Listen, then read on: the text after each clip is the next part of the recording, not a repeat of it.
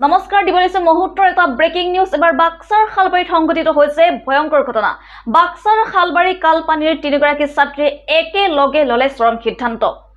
এই তিনিগৰাকী ছাত্ৰীয়ে টিউচনলৈ অহাৰ সময়তে সেৱন কৰিলে পেৰাকিং নামৰ এবিধ বিষাক্ত কীটনাশক দ্ৰব্য আৰু এই ঘটনাই এতিয়া সমগ্ৰ অঞ্চলতে চাঞ্চল্যৰ সৃষ্টি কৰিছে চাওক এই ৰিপৰ্ট বাক্সাৰ খালবাৰীত চাঞ্চল্যকৰ ঘটনা খালবাৰী কালপানীৰ তিনিগৰাকী ছাত্ৰীৰ চৰম সিদ্ধান্ত তিনি বান্ধৱীয়ে টিউচনলৈ আহি একেলগে সেৱন কৰে পেৰাকিং নামৰ এবিধ বিষাক্ত কীটনাশক দ্ৰব্য ইয়াৰ পিছতে নিজ নিজ ঘৰলৈ উভতি অহাৰ পিছতে অসুস্থ হৈ পৰে ছাত্ৰী তিনিগৰাকী পিছত তিনিওকে চিকিৎসালয়লৈ প্ৰেৰণ কৰা হয় যদিও বুধবাৰে কোচবিহাৰ এখন চিকিৎসালয়তে চিকিৎসাধীন অৱস্থাত মৃত্যু মুখত পৰে ছাত্ৰীকেইগৰাকী ছাত্ৰী তিনিগৰাকীয়ে অধ্যয়ন কৰা প্ৰগতি জাতীয় বিদ্যালয় শিক্ষকৰ মানসিক হাৰাশাস্তিৰ বাবে এনে চৰম সিদ্ধান্ত লোৱা বুলি একাংশই অভিযোগ তোলে যদিও সমগ্ৰ ঘটনা এতিয়াও ৰহস্যৰ আৱৰ্তত আছে নিউজ ডেস্ক ৰিপৰ্ট অৰুণজয় অসম কেনেকৈ হৈছিল মানে ফাৰ্ষ্ট দিন স্কুলত গৈছিলোঁ স্কুলৰ পৰা আহি কিন্তু টিউশ্যনত গৈছিল টিউশ্যনৰ পৰা অহাৰ পিছতে ৰাতি কিতাপ পঢ়াৰ সময়ত বমি কৰিছিল বমি কৰাৰ পাছতে মেডিকেলত লৈ যোৱা হ'ল বৰপেটা ৰোডত তাৰে পৰা ৰেফাৰ কৰিলে বৰপেটা মেডিকেল কলেজত আমি চিকিৎসাত এক ৰাতি থাকিলোঁ তাতে ডক্টৰৰ কোনো ৰেছপন্স বোলা বস্তুই নাই এনেকুৱা চাৰ্ভিচ তাৰে পৰা লৈ গ'লোঁ আমি অংকুৰাম নাৰ্ছিং ৰুমত প্ৰাইভেটত বৰপেটাতে লৈ যোৱাৰ পিছত তাতে দুইদিন নে তিনিদিন ৰখাৰ পিছতে তাৰে পৰা ডক্টৰে ক'লে যে এতে কাম নহ'ব তোমালোকে বেলেগ ক'তবা লৈ যাবা তাৰে পৰা ৰেফাৰ কৰি দিলে গুৱাহাটী মানে ট্ৰিটমেণ্ট একো কৰা নাছিল নেকি ট্ৰিটমেণ্ট কৰি আছিলে ফাৰ্ষ্ট দিনা কিডনিকৰ টেষ্ট কৰিলে 3.5 পাইছিল ডেমেজ তাৰ নেক্সট দিনা আৰু টেষ্ট কৰিলে আৰু অকণমান বেছি পালে তাৰপিছতে আৰু ডক্টৰে কৈ দিলে কি যে আজি ইয়াৰ পৰা দূৰত লৈ যোৱাটো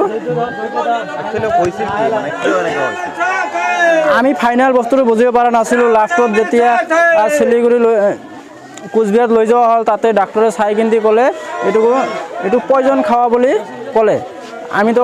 ক'লোঁ কি যে আমি ক'ব নোৱাৰোঁ পিছত তাহঁতে ক'লে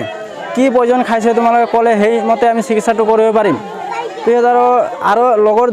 তিনিজনী আছিল তিনিজনীৰ পৰা দুজনী আছে গুৱাহাটী তাতে ফোন কৰা হ'ল তাৰ পৰা এটা মেডিচিনৰ পেৰাকিং বুলি এটা মেডিচিনৰ ফটো পঠোৱাৰ পিছত ইয়াক দেখাও হ'ল হয় ক'লে কি যে হয় এইটোৱে খাইছোঁ এনে কোৱাৰ পিছত ডক্টৰে যেতিয়া ক'লে এইটো বাচাৰ কোনো চান্স নাই 99% ইয়াৰ চান্স কম আমি ক'লোঁ ঠিক আছে আপোনালোকে যিমান পাৰে চেষ্টা কৰিব ডক্টৰে ক'লে ঠিক আছে আমি যিমান পাৰিম সিমান চেষ্টা কৰিম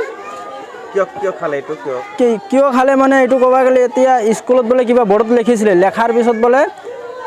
ফটো মাৰাৰ পিছত বোলে আৰু কৈছিলে গাৰ্জেন মিটিং সোমবাৰে কৰিম বুলি কৈছিলে ফটো স্কুলৰ পৰা মাৰা বুলি শুনা পাইছিলোঁ মাষ্টৰে কোনোবা বোলে মাৰিছে আমি বস্তুটো এতিয়ালৈকে পোৱা নাই কি লিখিছিল কি ফটো মাৰি ৰাখিছে লাজ পাই কৰিছে নেকি প্ৰেছাৰ পাইছে সবাই স্কুলৰ পৰা তাৰ কাৰণে এনেকুৱা কৰিছে হা কেছ মানে আৰক্ষী বিষয়ে ইয়াতে আহিছিলে তদন্ত কৰিব এতিয়া আপোনালোকে কি বিচাৰে আমি অন্যান্য যি কৰিছে ইয়াৰ অন্যান্য বিচাৰোঁ হয় কি আছিল বিদ্যালয়খনৰ নাম প্ৰগতি জাতীয় বিদ্যালয় আপোনাৰ ভণ্টিজনীৰ নাম কি আছিল মীনা ৰবি দাস আৰু দুজনী যে খাইছে তেওঁলোকৰ নাম জানেনে নামটো ভালকৈ ক'ব নোৱাৰোঁ তাহাৰ ঘৰতো বেছি দূৰত নহয় স্কুলৰ ওচৰতে হয় তিনিজনী একেলগে এই বস্তুখিনি তিনিজনী একেলগে খাইছিলে একেলগে খাইছিলে তিনিজনীয়ে বৰ্তমান তেওঁলোক দুজন ক'ত আছে বৰ্তমান তেওঁলোকে গুৱাহাটী মেডিকেলত ভৰ্তি আছে তাত শুনামতে এজনৰ ডেথ হ'ল আৰু এজন বহুত চিৰিয়াছ আছে চান্স বোলে নাই এতিয়াও